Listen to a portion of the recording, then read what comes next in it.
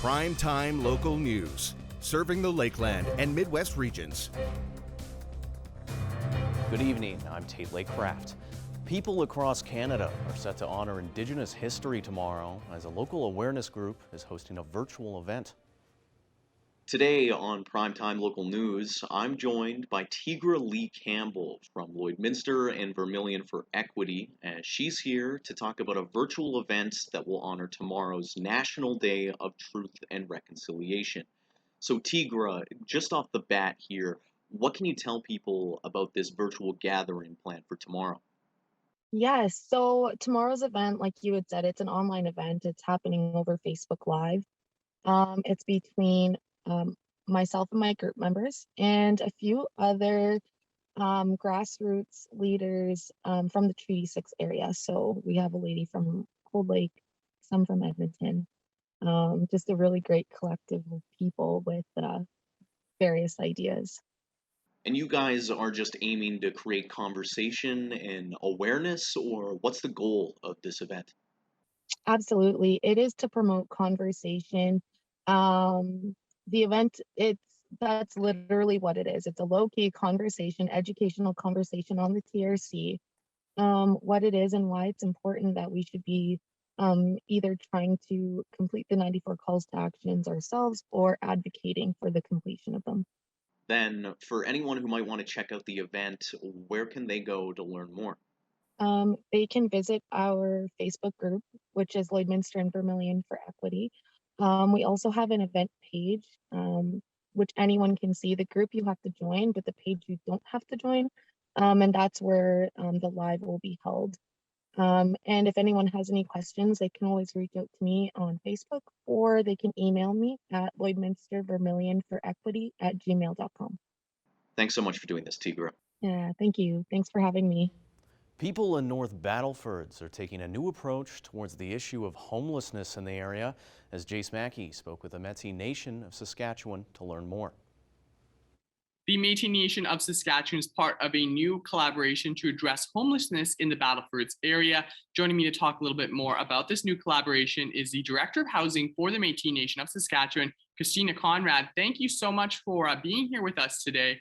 Before we talk in particular about what this collaboration means, I was just going to ask if you could kind of go into some of the background of the situation in the Battlefords area. So I guess MNS is committed to seeking solutions on homelessness all across the province. And systemically, jurisdictions sometimes get in the way of actually addressing the homelessness real needs. So before this partnership was established, the Lighthouse was providing homelessness services not only in Saskatoon, but also North Battleford.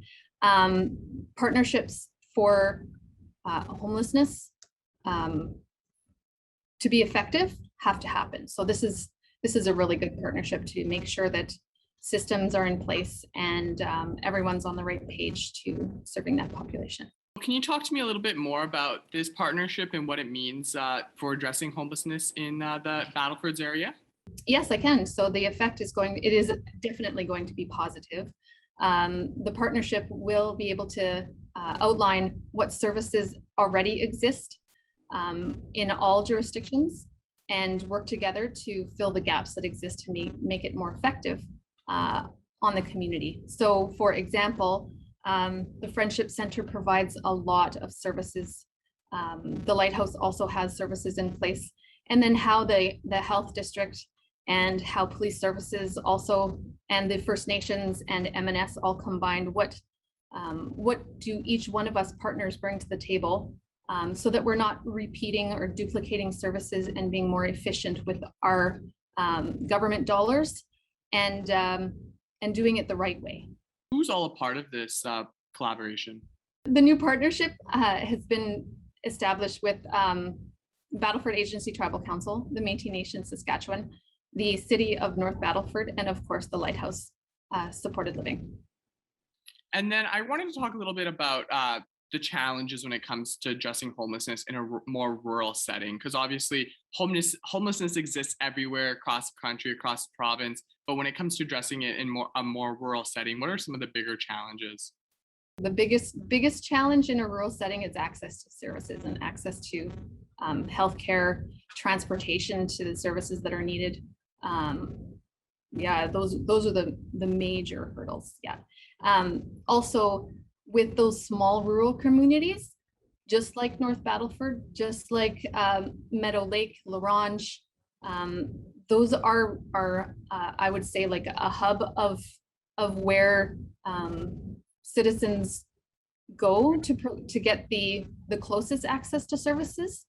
I think that's the most challenging thing, is to getting access to services. Obviously, this partnership, this new collaboration is fairly new, but looking ahead, what do you hope comes out from this? A lot of homeless providers are already working in one of the hardest sectors, and seeking funding on an annual basis is just puts another barrier in providing services. It's hard to keep staff, educated and experienced staff employed with year-to-year dollars coming in. So moving forward, a more sustainable long-term solution to homelessness, that's my hopes for moving forward in any city, in any small community serving that population, is long-term solutions and access to a holistic approach to homelessness, language and culture, health services, social services, childcare, mental health and addiction services. The list goes on. Homelessness is not just about housing. It's about, housing is just the social determinant of health. So once we got housing, then healthy Métis families and healthy Saskatchewan moving forward. Well, thank you so much for taking some time to talk with me. And it was great to learn a little bit more about this collaboration and how you guys are hoping to improve things in North Battleford area. In this week's Beyond the Classroom, Jasmine King looks at a new playground at Barr Colony School that aims to teach students new skills while they have fun. That is one of the noises that can be made at the new sound wall at Barr Colony School. The sound wall and sand pit are the newest additions to the pre-K playground, which were designed by former pre-K teacher Leanne Hahn. Spending a lot of my career with younger kids and knowing sort of the philosophy of the pre-K program, the whole idea about awareness and exploration and working together and developing, those skills of language and cooperation, I wanted to do an extension or an addition to the regular kind of playground that we often see. Hahn had always wanted to create an outdoor space for pre-K students, and over the summer she designed it and got some help from local businesses. Tuesday afternoon was the first time she saw the kids playing in the new space. You think that they're going to like it, and I have had a few people reach out and tell me, how much the children have enjoyed it, but there's nothing quite like seeing it firsthand. There's nothing like being with the kids and seeing their smiles and hearing their laughter. That actually really warms my heart. The sand area helps the kids develop their gross motor skills, language skills, and more. While the sound wall has some of the same benefits, it also allows them to be more creative. It's an opportunity for the kids to actually make lots of noise. You're not being told to be quiet, you're actually encouraged to make noise. And so sometimes, we get to create and use our imaginations in certain ways, but sound isn't necessarily always one of the ways. And so hopefully this is a way that they get to, use their imagination and creativity with sound. And that's it for this week's Beyond the Classroom. At Lakeland College, our students are challenged to go beyond the classroom, so when industry knocks, they're ready to thrive. Learn more at lakelandcollege.ca. Furniture set and design supplied by Furniture Gallery and Furniture House, downtown Lloydminster. United Way is hosting their annual breakfast day on October 6th. Josh Hawrelak has more. Today, I'm joined by Naudre Gordon-Gray from the Lloydminster United Way to talk about their breakfast day on October 6th. So what's going to be going on for breakfast day? So breakfast day is an annual, every year we have the breakfast day. Last year, I joined United Way, and we had surpasses all the previous targets.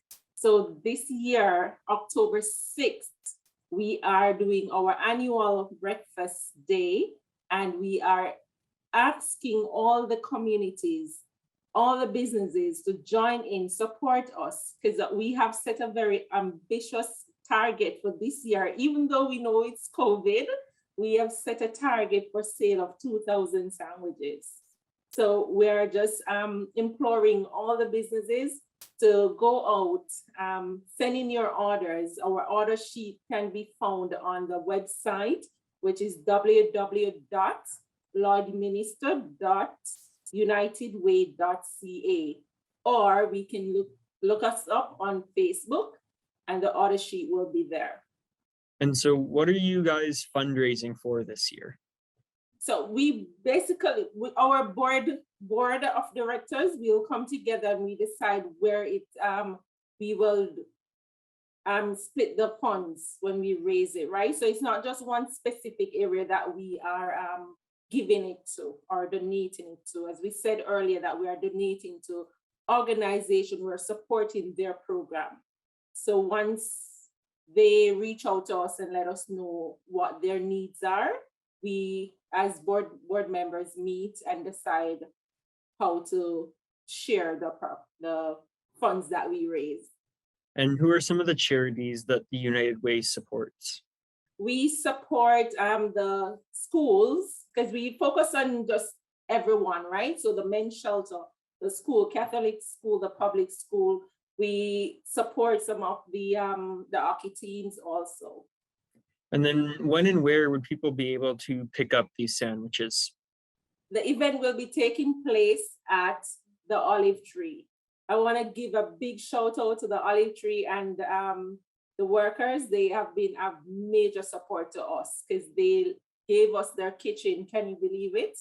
So we'll be having a lot of volunteers coming in to help prepare these sandwiches.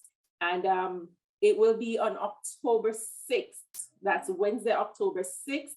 We start doing delivery. We offer delivery, we offer pickup, and we are working on doing a drive-through. So just in case this COVID decide not to allow us to go out, we are making sure that we have the drive-through facilities so that persons can drive through, get their sandwiches, and have a lovely breakfast on that day. The breakfast, gosh, it consists of ham, cheese, and egg, sausage, egg, and cheese, or you can do a special, whatever you want, right? From that ingredients. We have different delivery times. We have 7:30 to 8 a.m. We have 8 a.m. to 8:30, 8:30 to 9 a.m. and 9:30 to from 9 to 9:30. So we have 4 different slots that we can get to cover that breakfast delivery timing. And are people still able to get sandwiches without pre-ordering them? We are trying to do order only because we're trying to stay within the guideline of COVID. So, but they can definitely phone in. They can definitely call in and make their order so that we can have it prepared so they don't have to come in and wait. So though we have today, September 29, as the deadline to submit your orders, we are going to extend until October 4th. So if you missed today's deadline, guys, I want you to send in your order, make a phone call, send messages on Facebook, send messages through the email on our website. Call our number, and the contact number is 780-875-3743. May I repeat? That's 780-875-3743. So call in, let us meet that target for 2,000 sandwiches. That's all for now. We've got some sports coming up next, but first, let's take a look at some stock market prices.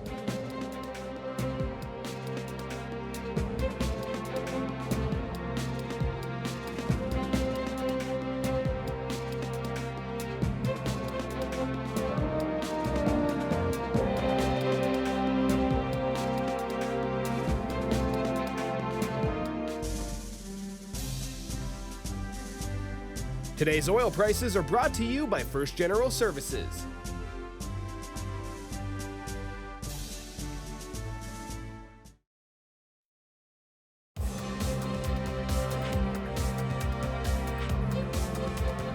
After 280 WHL games, Lloydminster product Chase Waters is making the most of his chance at the professional level.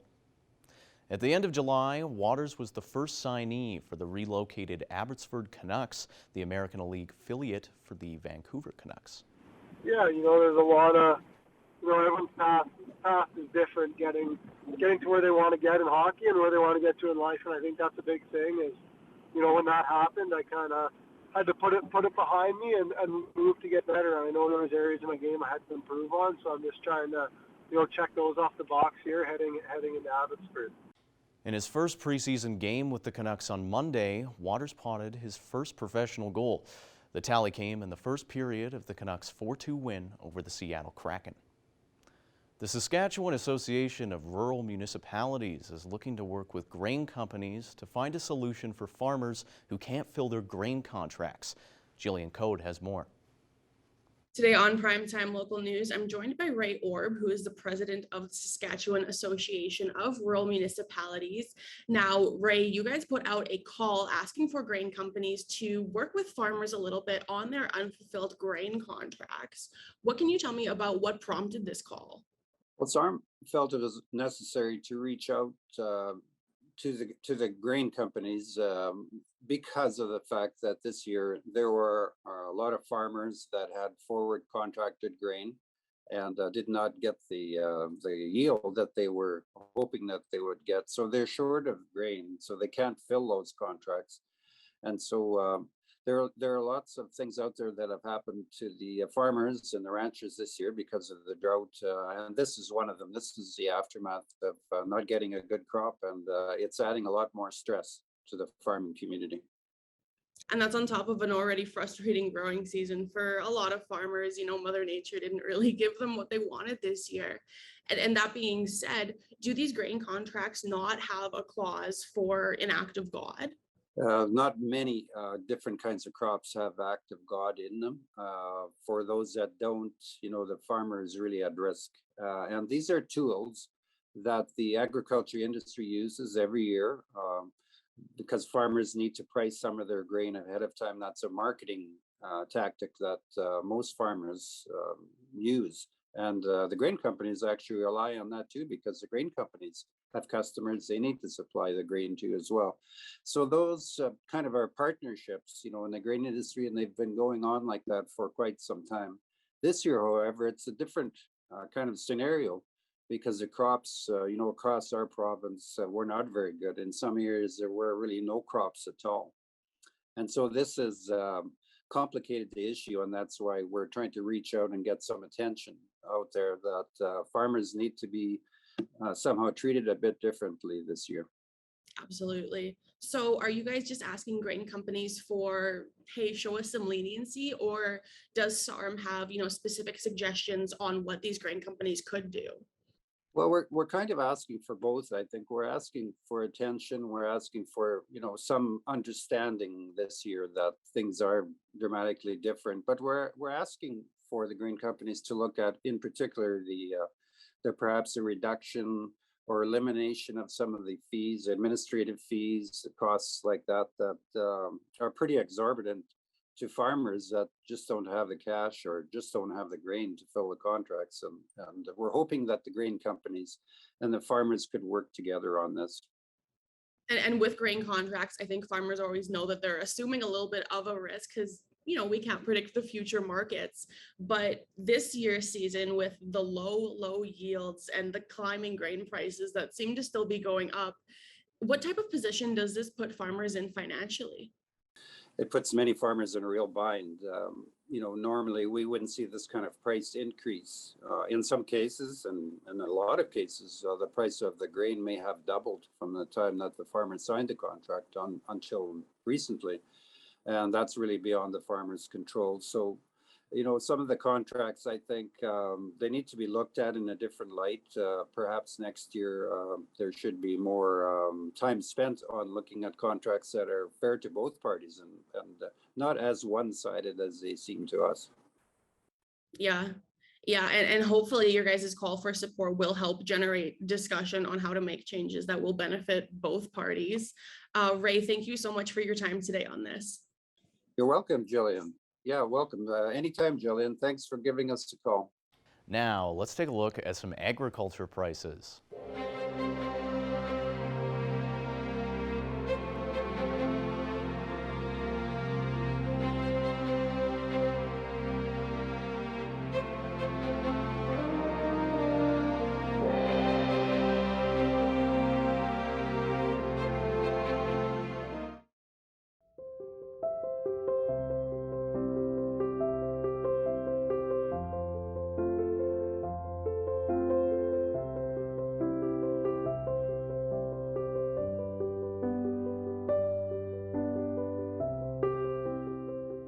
Stephanie Dobson is back with us this week. Stephanie is a lawyer and mediator at Henke Divorce Law and Mediation here in Lloydminster. This is another episode of Healthy, Thriving Families in Two Homes. And today, Stephanie, we're going to be talking about CPP. And basically, when you're going through a divorce, this is something that can be a contentious issue, obviously. So can it be shared during separation and divorce? Well, the simple answer is yes. Most of the time. So Canada Pension Plan credits that were accumulated during the time that you and your former spouse or former common law partner lived together can be split. So here's how it works. Each of you and your former spouse may have accumulated CPP pensionable earnings while you were working and living together. When couples separate, there's an opportunity to take those pensionable earnings in each year and to split them equally. So let's take an example. So if one of you earned $10,000 in a particular year that you were living together in pensionable earnings, and the other person earned $20,000 in pensionable earnings. You pool those two together to make $30,000, and you each end up, after the split, having $15,000 in pensionable earnings for that particular year. So CPP, once you've applied for this, CPP will do that calculation in each of the years that you live together, stopping the year prior to when you separated. So if you separated in 2021, then the last eligible year for that split is 2020. There's a few technical requirements, and I'll give our viewers an example just to help to illustrate. So you have to have been living together for more than 12 consecutive months, and you have to have been separated for more than 12 consecutive months to be eligible for this split. Now, there's not a lot of deadlines for applying for this split, but if you are only living common law and not legally married, you have to apply for this split within 48 months of having been separated. Stephanie, is it worth it to split that CPP? Well, whether it's worth it or not is really depending on your situation and specifically depending on the pensionable earnings that each of you earned while living together. So a credit split will benefit the spouse, more particularly if you've been out of the workforce or if you haven't been earning pensionable CPP earnings for any particular year that you were living together. So I do recommend that each spouse go and obtain their statement of contributions to CPP when they're splitting up. So you can access that either through your Service Canada account if you have an online account, or you can contact CPP directly and they can mail you out a form. So how do former spouses cause a CPP split to happen? Well, there's a form to be filled out, and then there's some supporting documentation to submit to CPP for this split to occur. So if you do an online search, something like CPP credit split on divorce, the Government of Canada has a really great explanation site with lots of hyperlinks to the forms that you need and the supporting documentation. If our viewers are looking for the form specifically, I'll give you the number of the form so you can jot it down. It's ISP 1901, and ISP 1901A is the instruction sheet that gives you all the details about the supporting documentation. What happens if there is some sort of a dispute and people decide they don't want, or one of the spouses decides that they don't want to split their CPP? Well, the waiver of CPP credit splitting can occur either sometimes people agree to that waiver of the credit split, and sometimes people are in dispute over that. But that is certainly something that can be negotiated. Now, there are only certain provinces in Canada where you can negotiate the waiver of that CPP credit split. Now, most of our viewers are going to be in Alberta and Saskatchewan, but the only 3 provinces in Canada that currently allow the waiver of the CPP credit split to occur is Alberta, Saskatchewan, and British Columbia. So that will help our viewers out if they're looking to waive their credit split. So the most important thing is to remember that silence equals a credit split can occur. So if you want to waive the right to a credit split, it's really important that that be documented in your written agreement. All right, Stephanie, well, thank you for joining us once again, and we'll be back to speak with you next week. Thanks.